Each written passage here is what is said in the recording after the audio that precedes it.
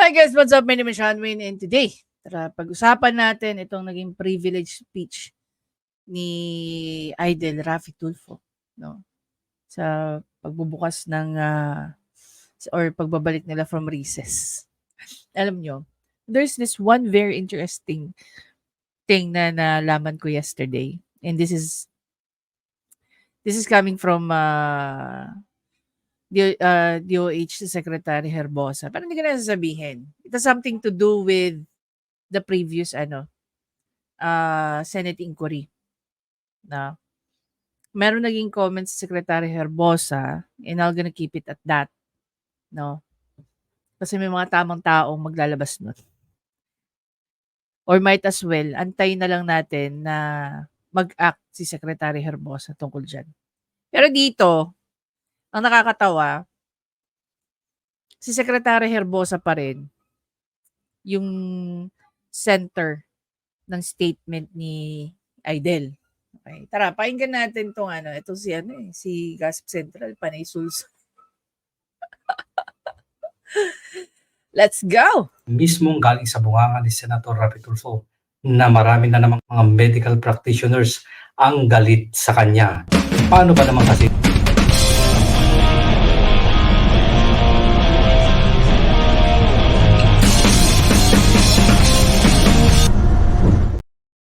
Ayun, marami daw galit kay Idol Raffy na medical practitioner.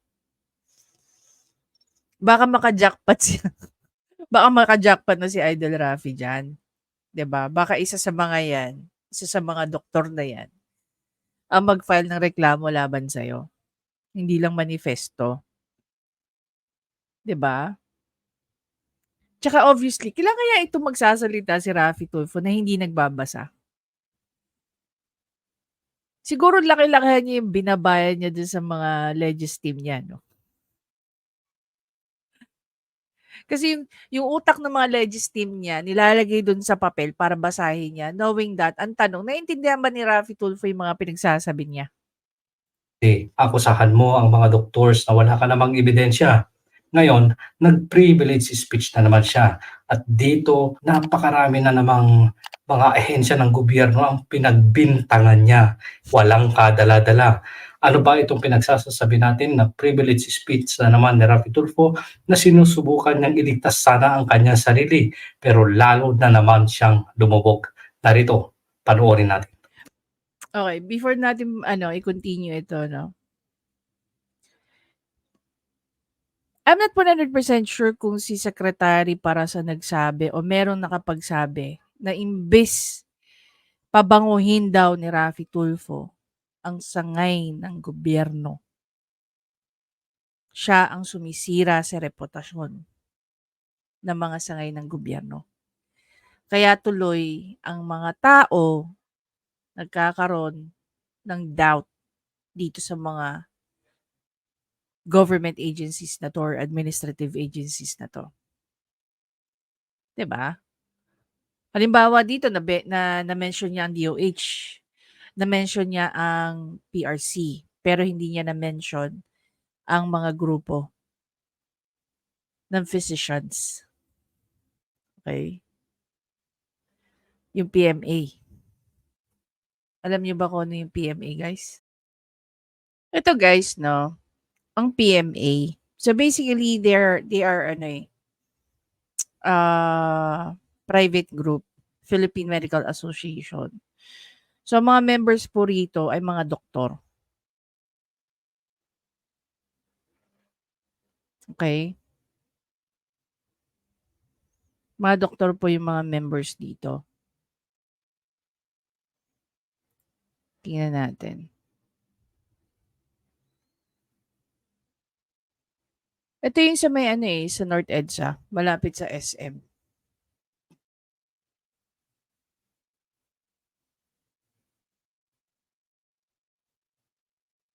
Kasi come to think of it, kung pangkalahatan nga naman yung pinag-uusapan natin dito, gaya ng sinasabi ni Raffy Tulfo, na merong sabihin na lang nating mafia ng mga doktor na nagbebenta.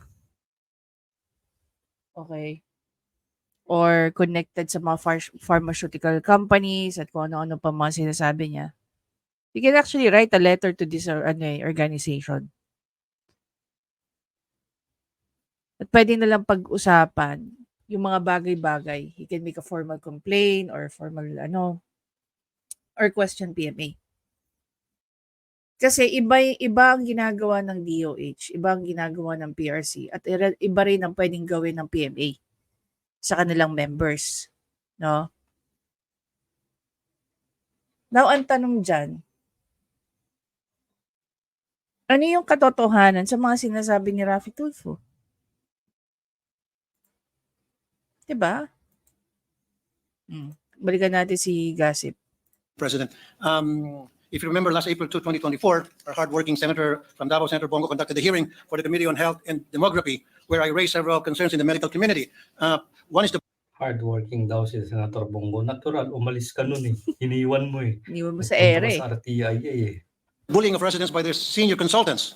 And after that, Mr. President, it opened a can of worms, if you will, dahil sunod-sunod po natanggap ko ng mga tawag mula po sa medical community, particular na po mga doktor, because they want to clean their ranks, and they came to me voluntarily to offer information that would help na para mapaganda po ang pamamalakad sa ating medical community. Alam mo, sa totoo lang, ako, tinatayuan ako ng balahibo dito sa sinasabi ni Raffy Tulfo. Sa totoo lang, Unang-una sa lahat, dahil marami nga po akong kilalang mga doktor, no? Kapatid ng mga kaibigan ng mga kapatid ko. Imagine ninyo, first time kong makarinig ng ganito. As in first time. Tahimik po ang medical community, especially itong mga doktor natin. Tapos ngayon, binubulahaw sila ng ganito. Anong gusto patunayan dito ni Raffy Tulfo? Ilang beses ba natin kailangan sabihin kay Raffy Tulfo? Idel, you are playing a very dangerous game. Do you really think you're winning by saying all this? Ikaw mismo ang sumisira sa imahe ng mga doktor. Knowing that your followers, your viewers, karamihan sa kanila, ganun kakitid ang pag-iisip. Hindi nila alam yung salitang inquiry, questioning, or mag-research about dyan sa sinasabi mo. Alam mo yung stress ng mga doktor sa loob ng ospital? Very recent lang, no? Congratulations po pala sa mga pumasa ng physician licensure exam. Ayan. Doon nga sa dinaanan namin isang bahay sa Bustos, may nakita pa kami dong tarpaulin, no? Congratulate yung isa sa mga nakatira doon. Imagine mo, kapapasa mo pa lang. Tapos biglang nagsalita ng ganito si Raffy Tulfo. Ano na lang magiging tingin sa'yo ng mga pasyente mo?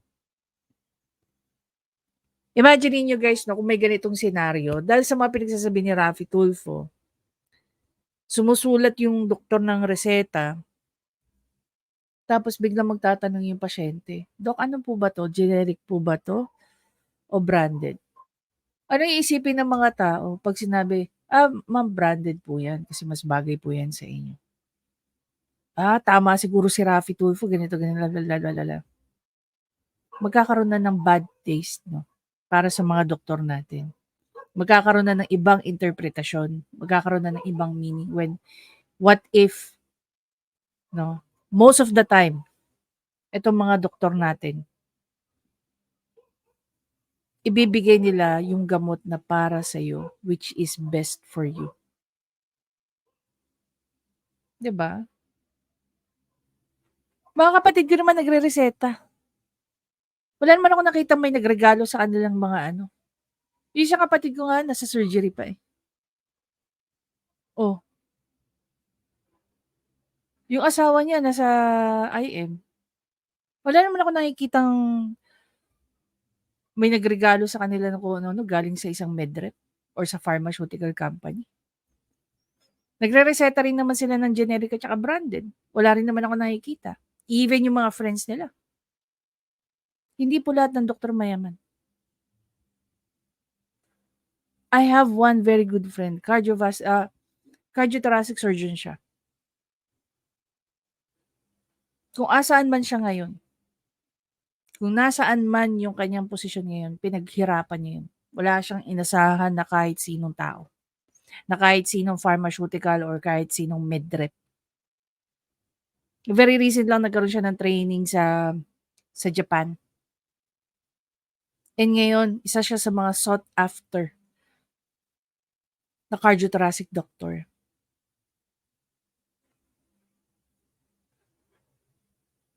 Tapos may isang Raffy Tulfo, ganito yung pananalita. Hindi lahat ng tao will understand. 'Di ba?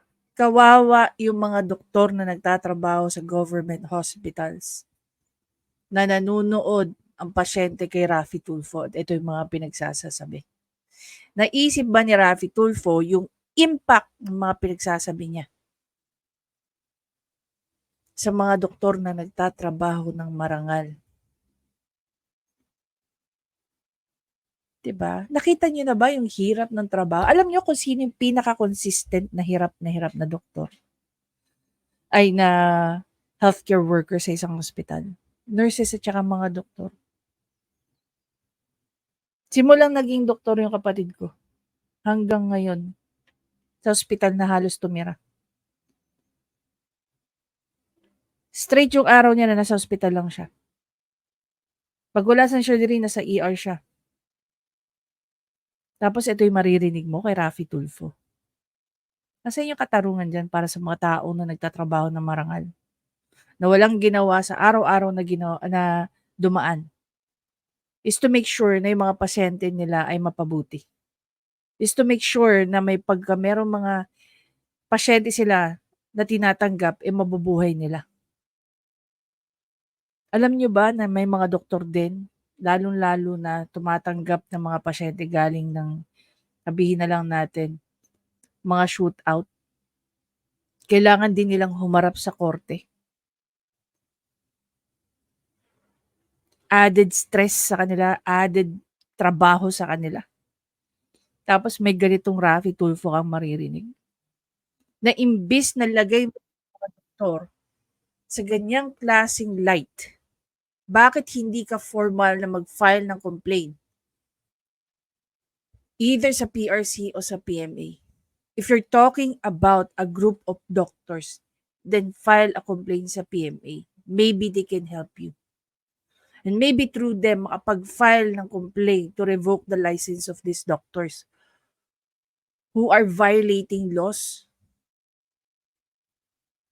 Pero dito sa sinasabi ni Raffy Tulfo, there is a tendency para sa mga viewers niya na ma-generalize nila na bawat doktor gaya ng sinasabi nito. Now, Meron kaya siyang may lalabas na ebidensya? We'll see. I also raised a question about the violation of the Generics Act of 1988. I mentioned to Health Secretary Ted Herbosa that there are instances when patients in hospitals are forced to purchase expensive branded medicines from the hospital pharmacy. Minsan pa, walang choice sa pasyente sa branded o generic pag nirasyon na ng nurse ang mga gamot. Sa hirap ng buhay, naniniwala po ako sa hikain ng Generics Act natin dahil kawawa po ang pangkaraniwang mamamayan na walang pambili ng gamot. I was surprised when Secretary Herbosa said that there are instances where doctors really prescribe branded medicines because sometimes it is more effective and more potent. Sinabi ko po sa kanya, kung ganun pala, bakit? Ano ba ang approach? Ito ang tanong natin dyan, guys, no? Hindi naman ako naging practitioner, pero at some point, ako po ay nagkaroon ng exposure sa hospital. Okay. Ang mga doctors po natin, ang number one po nilang inuuna is mapabuti ang kanilang mga pasyente. Mapagaling nila ang pasyente. Hindi nila gugustuhin na magtagal ang kanilang mga pasyente sa loob ng ospital. So they will always recommend the best of the best medicine that the money can afford. No? Ng mga pasyente nila. Even if ganyan kamahal. Kung yun ang nakikita nilang makakapagpabuti dun sa kanilang pasyente, they will recommend that.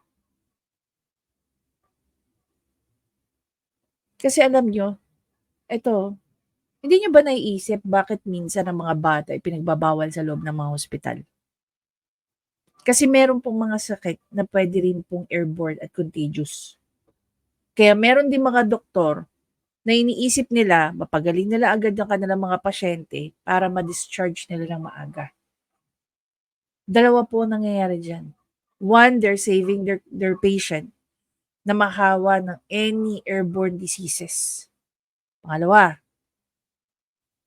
natutulungan din po nila na hindi pa lalong gumastos dahil tumatagal ang pasyente sa loob ng ospital.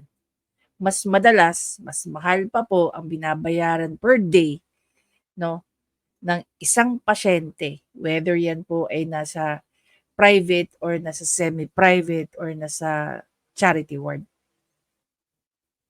Kumakain po ang bantay niyan.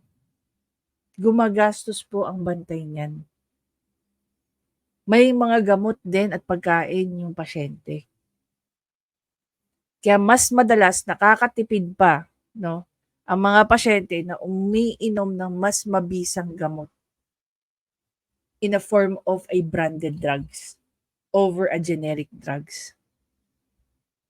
'Di ba?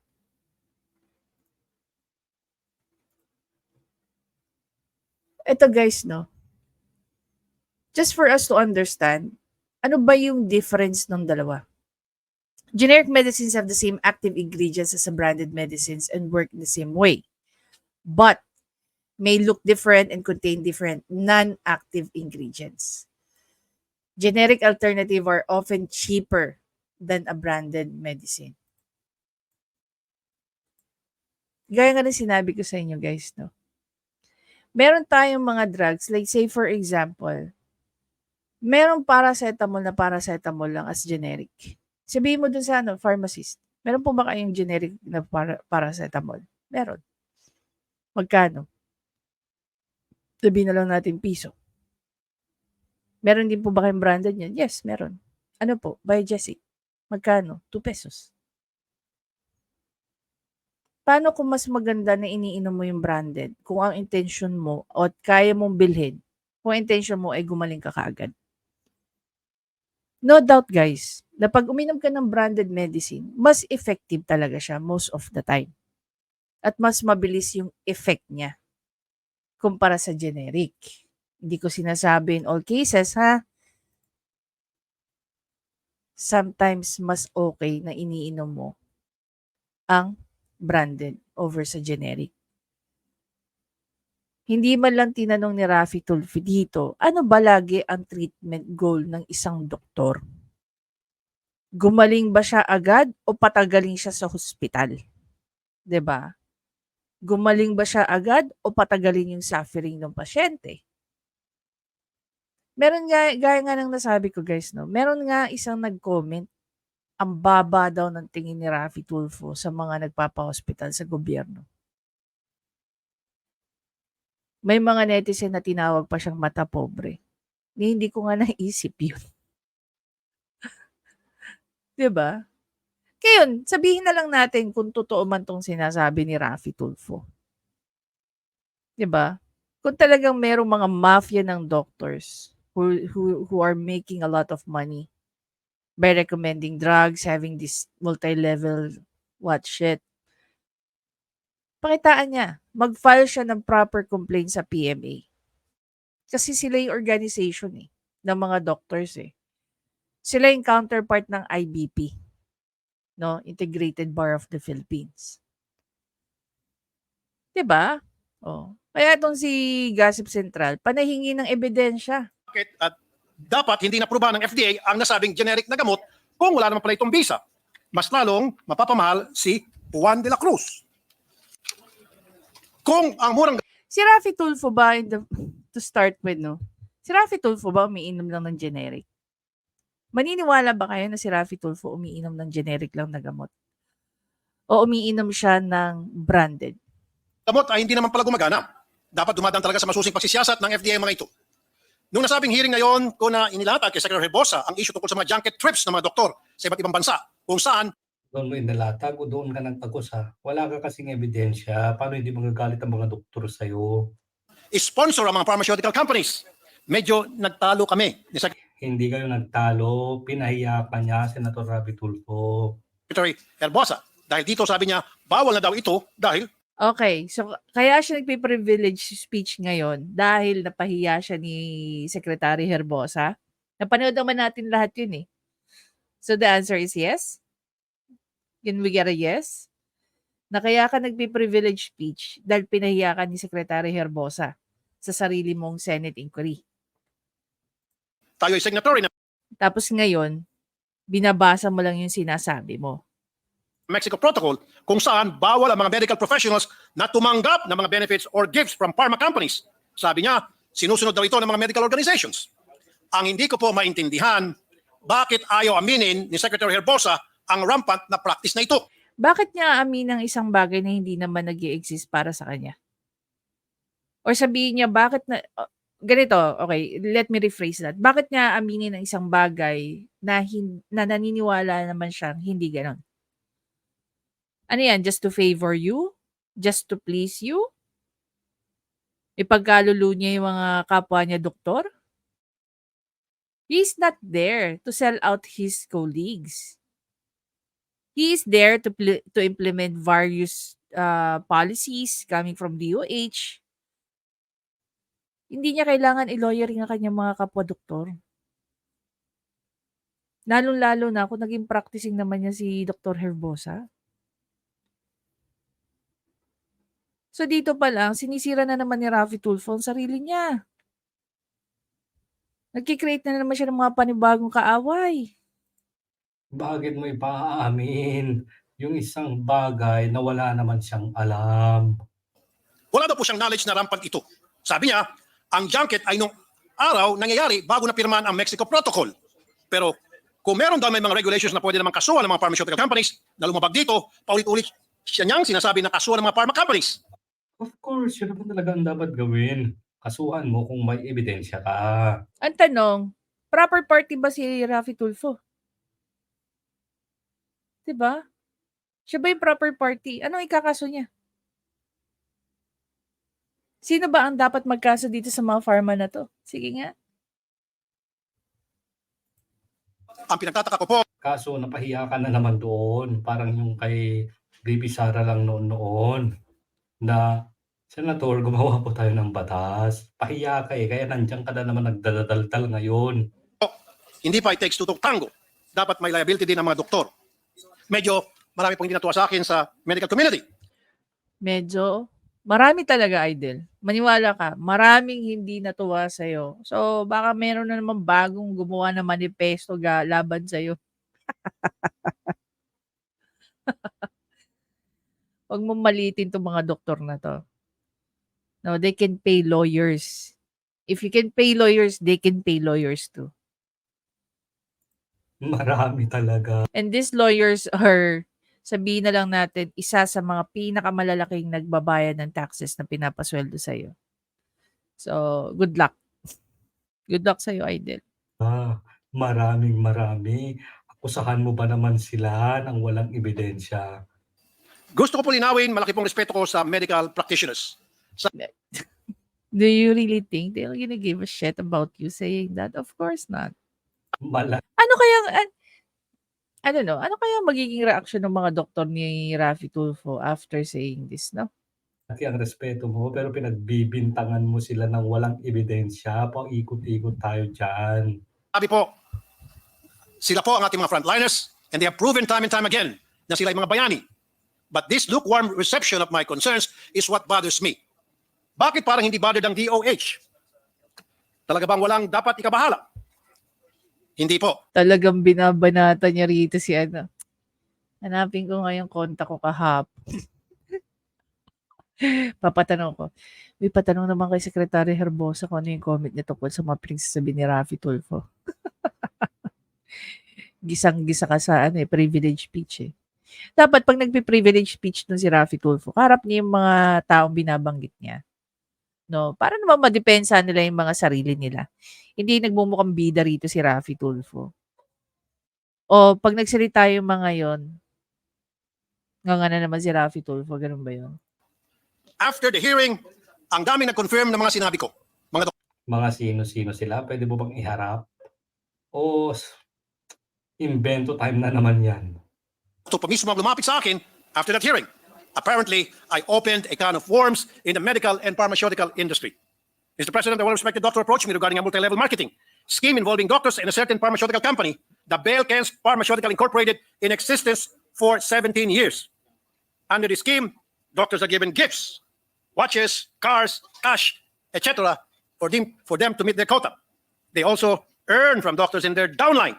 Under the scheme, ang mga doktor ay pinipilit ang mga gamot sa mga pasyente kahit hindi po kailangan ng pasyente. Oh my gosh. I really feel bad, no, para sa mga doctors natin. I'm so sorry.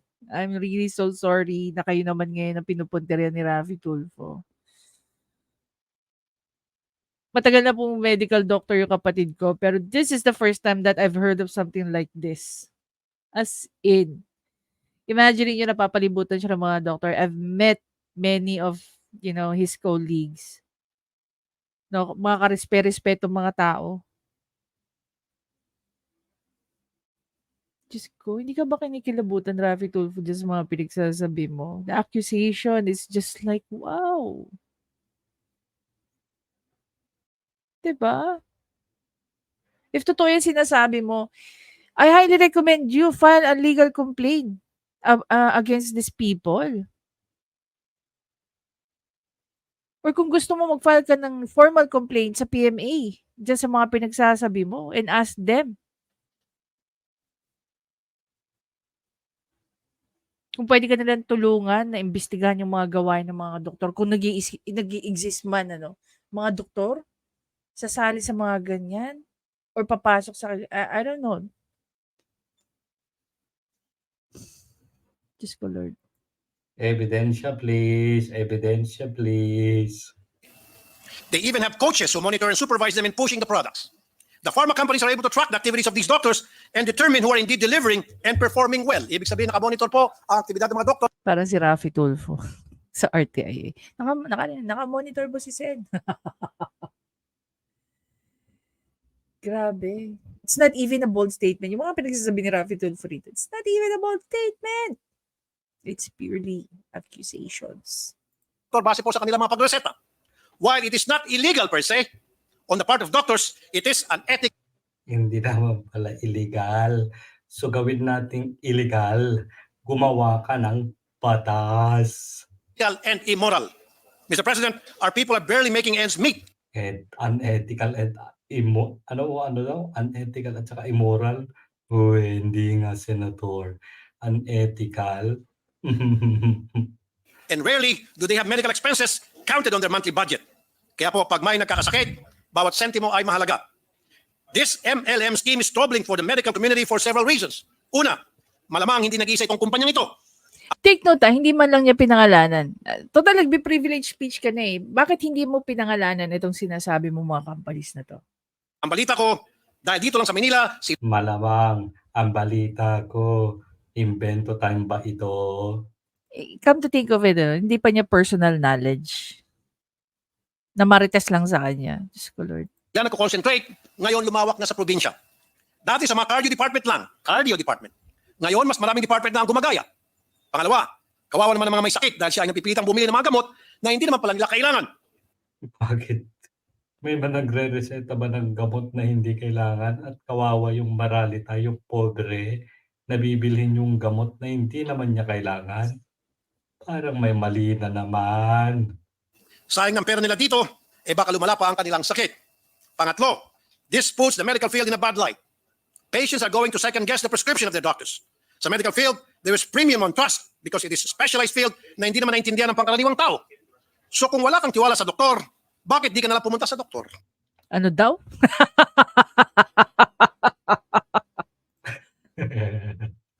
Kung wala kang tiwala sa doktor, bakit hindi ka nalang pumunta sa doktor? Parang mali yata yung basa natin sa script natin, Senator. O i-google na lang ng mga tawang Panay basa kasi. Hindi nanggagaling sa kanya. Dapat nanggagaling sa yung mga pinagsasabi mo, Raffy Tulfo. Hindi mo pinagagawa yung mga nagbabasa ka dyan. Diyos ko, Lord. sakit nila. And that is very dangerous. We have to review the Generics Act of 1988 and the Universally Accessible, Cheaper and Quality Medicines Act of 2008. Kasi nga po, si Secretary Herbosa mismo nagsabi, Han. Ilang beses na ba nabanggit yung pangalan ni Secretary Herbosa diyan? Kawawa naman Secretary Herbosa na Patay naman. ka, Na may mga gamot Idel. na hindi clinically effective. Sinabi po yan mismo ni Secretary Herbosa, galing mismo yan sa kanyang bibig, na meron daw po mga branded na gamot, na meron daw po mga generics na gamot na hindi raw po effective. Kaya hindi raw niya po yan piniprescribe nung siya po ay nagpa-practice pa bilang isang doktor. You know what? Ito yung nakakatawa eh. Raffy Tulfo, possible, no? There's a possibility na taken out of context niya si Secretary Herbosa. If I remember correctly, hindi naman yata ganyan yung gustong ipahiwatig ni Secretary Herbosa. Ang sinasabi ni Secretary Herbosa na merong mas effective na gamot at gusto nga niya, based sa kanyang treatment plan, mapagaling niya ang kanyang pasyente. So if merong counterpart ng generic na branded, nire-recommend niya, pero may generic pa rin. 'Di ba? Yun yung pagkakaintindi ko sa sinabi ni Secretary Herbosa. Though may sinabi rin siya that there are medicine based on studies din nilang mga doctors na piniprescribe yung mga medicines na yan, and they find it na hindi sila ganun ka-effective, no? Nagbibigay sila ng recommendation sa FDA. 'Di ba? Tinutulungan din nila ang community nila, no? Within dun sa mga doctors, no? Na specific, like say for example, mga cardiologists, mga pulmonologists, mga allergologists, mga internal medicine, ENT, 'di ba? Sila yung ang GP, like say for example, ang dami rin po kasi marami po kasing ano eh, iba't ibang klase ng doktor. We're talking about specializations, okay? So there are doctors who are really good at heart, no? Halimbawa si cardiothoracic, ang kanilang focus or specialization is between heart and lungs, 'di ba? Pulmonologists, they talk about lungs. Respiratory, pagdating sa mga cardiologists, they talk about the heart. Neuro, 'di ba? So many other. So sila nag-uusap-usap yung mga 'yan. At sasabihin nila, "Oh, prescribe ko 'tong medicine na 'to, kamusta yung reaction sa pasyente?" So titingnan pa rin nila hindi naman po lahat ng tao magre-react positively dun sa gamot. So kung walang nangyayari dun sa medication na 'yon para diyan sa tao na 'yan, they can recommend other medicine of the same, sabihin na lang natin, ingredients, pero on the branded side. 'Di ba? Puwedeng effective sa isa, puwedeng hindi effective sa isa.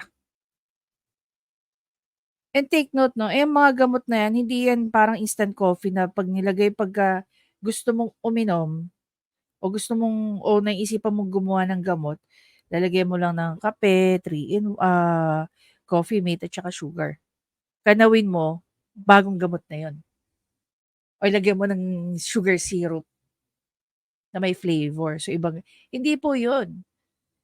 Mahaba po yung pinagdadaanan ng mga gamot na 'yan even before po sila bumagsak sa market.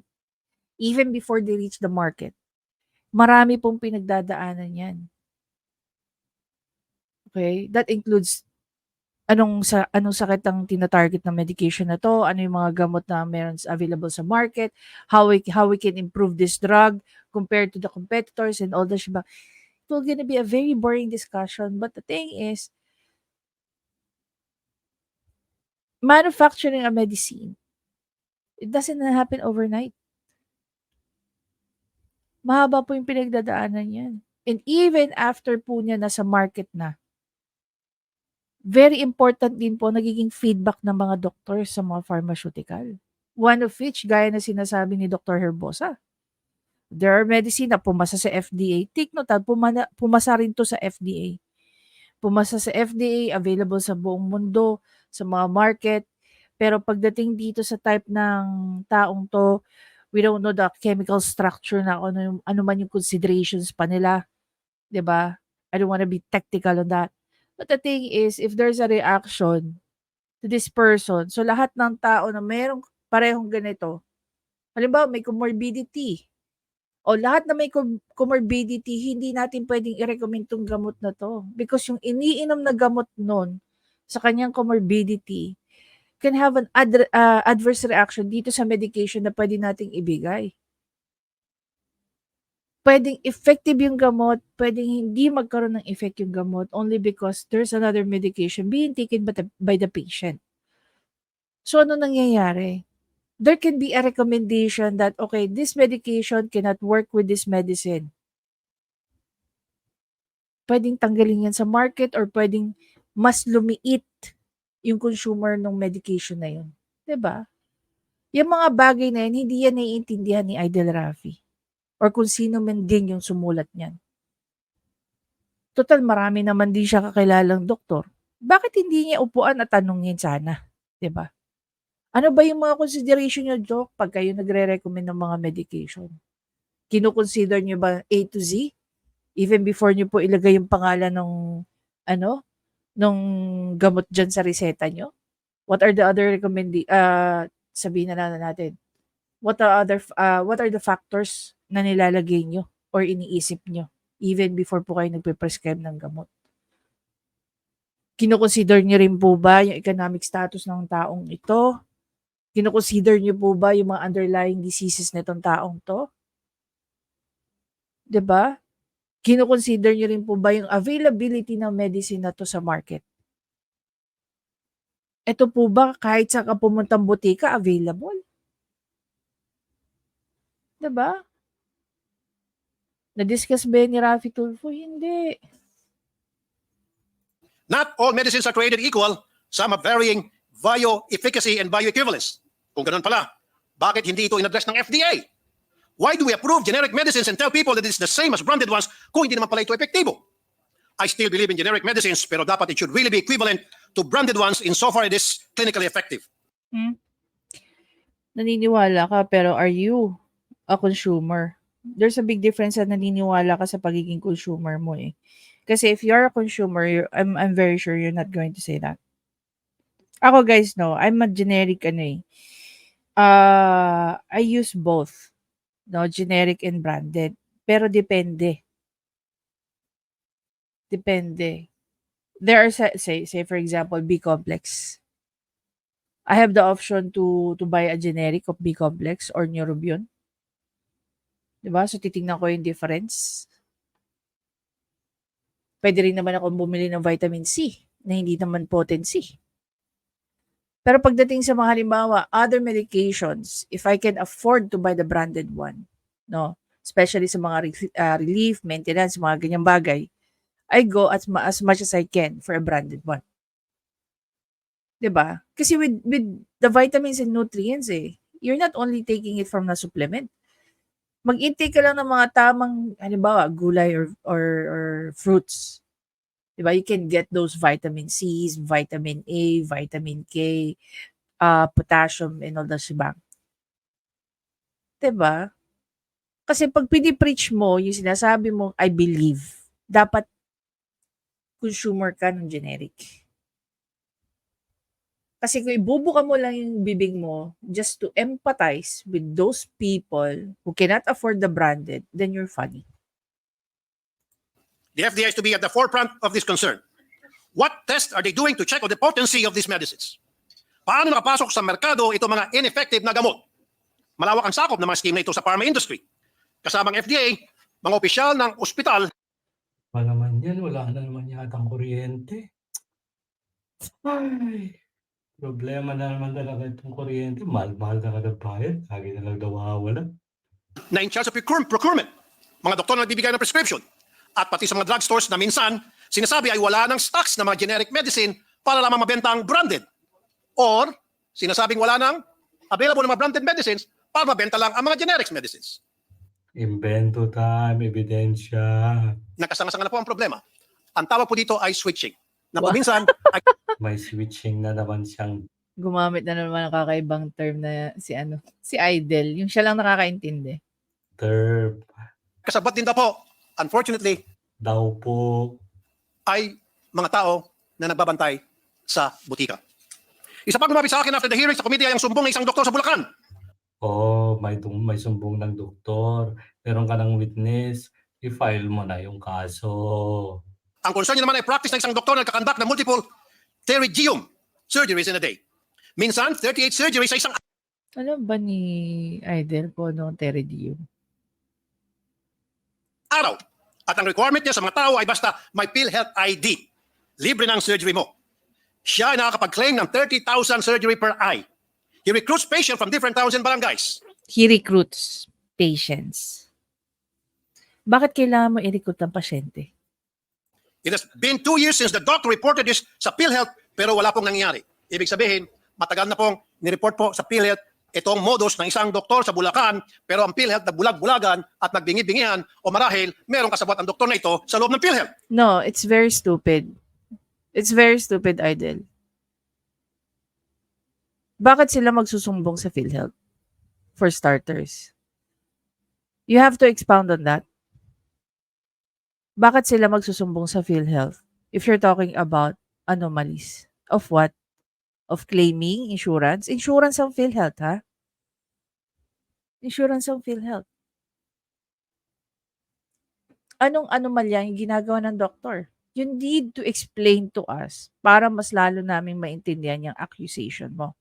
Hindi yung salita ka ng salita. Hindi mo nga kayang ipaliwanag sa ibang tao kung ano yung mga pinagbibintangan, yung mga binibintang mo sa isang tao. Ay, ako sana naman. Marami pa rin po siya narinig na ganito mga fraudulent procedures. Marami daw siyang naririnig. Second-hand information. Chismis. PhilHealth pilit na pinagkakasya ang kolekta upang matugunan ang mga pangangailangan ng taong bayan ay niisahan pa ng mga doktor na ganito. It's about time na may magbantay sa mga ginagawa ng doktor. Opo, Mr. President, nandiyan nga yung Professional Regulations Commission sa tulong ng Board of Medical Examinees. Pero mawalang galang na po sa mga taga-PRC. Daig niyo pa po ang pagong kapag Daig nyo na naman ang pagong PRC ulit. Nako po, ibang departamento na naman ng gobyerno, ibang ahensya na naman ito. kayo po'y kumilos dyan. Ang dami ko na po natanggap ng mga sumbong na kapag kayo Ang dami na namang sumbong sa RTIA na naman. po ay nagpalabas ng inyong resolusyon sa isang reklamo that after 5 years, kuminsan after 10 years, kuminsan patay na ang pasyente yung nagreklamo. Ebidensya, please. Bakit napakabagal umaksyon ng PRC sa mga reklamo ng medical malpractice? Sa magkano kadahilanan? Sa magkanong kadahilanan. Wow. Diyos ko, eto lang no, nung habang nagsasalita rito si Raffy Tulfo, gaano karaming tao na yung gaano karami ng ahensya ng gobyerno ang nasira? Oh, insinuation. Bayad kayong mga taga-PRC. The Board of Medical Examiners have to police their ranks. They have to protect industry from these unscrupulous and greedy doctors who put their financial interests ahead of their duty. Ano daw? Board of Examiners? Anong kinalaman ng Board of Examiners dyan? To providing healthcare to the people. Mr. President, our doctors should be put at a higher standard compared to other professions. According to the Supreme Court, the medical profession directly affects the very lives of the people, unlike other careers which, for this reason, do not require more vigilant regulation. I hope that through the Committee on Health and Demography, we can end the schemes that harm the medical field and our people. I believe there's a need to put stiffer penalties for these unethical and immoral acts. They must be declared illegal. Finally, it will be useless if these laws could not be implemented by a competent disciplinary board. The PRC must go to the bottom of why administrative cases filed against doctors are not resolved. Finally, FDA must review its procedure in regulating the pharma industry to ensure only quality medicines are given to patients. It is the FDA ang mag-regulate sa mga pharmaceuticals? Talaga ba? policy of the state to protect public health, and when public interest or circumstances of extreme emergency so require, it shall adopt appropriate measures to promote and ensure access to affordable quality drugs and medicines for all. That ensure that these are not just words, but a reality for our people. Thank you, Mr. President. Ano sa pagbabasa? No? Grabe. Actually, may nakita ako galing kay galing kay Tita A. Asa ka na, Tita A? Ayun. Dali. Baka ito sabihin ng mga ito baka sabihin ng mga mga taga ng mga doktor kay Idol. I'll defend myself in court, but all you are doing is using this, which is a false case, all right, just for your own TV ratings. I'm sorry. Shut the fuck. Ito yung sasabihin ng ano, ito yung sasabihin ng mga doktor kay Idol. Pakinggan natin. For your own TV ratings. I'm sorry. Shut the fuck up. Yes. Get out of my get off. Get off there. Alisin mo itong hinayupak na ito.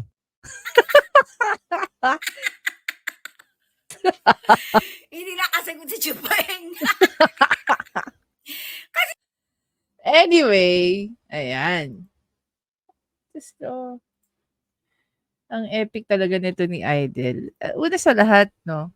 There are sabihin na lang natin, there are offices who handles yung mga reklamo tungkol sa mga doktor. No? Just like what I said earlier, pwedeng lumapit si Raffy Tulfo if indeed his intention, no, linisin ang sangay ng mga doktor, 'di ba? He can work with PMA. Hindi niya kailangan atakihin sa kanyang privilege speech si Dr. Herbosa. 'Di ba?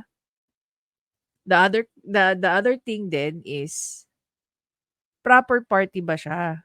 Party in interest ba siya? 'Di ba? Siya ba yung tao na nagawa ng mali? 'Di ba? Anyway, dito sa episode na 'to, magiging kaaway naman ni Raffy Tulfo yung mga doctors. Sana alam niya. Ay nako. Yun na lang masasabi ko. Tandaan nyo, from lawyers to doctors to police at kung sino-sino pa. Wala nang naging mabuti sa mata ni Raffy Tulfo. Diba? Anyway guys, again, maraming salamat sa panonood. Please don't forget to subscribe, like, and comment. I-share nyo na rin yung thoughts nyo tungkol dito. Kung kayo isang Tulfo Natics at ito yung sinabi ni Raffy Tulfo, magtitiwala pa ba kayo sa mga doktor ninyo?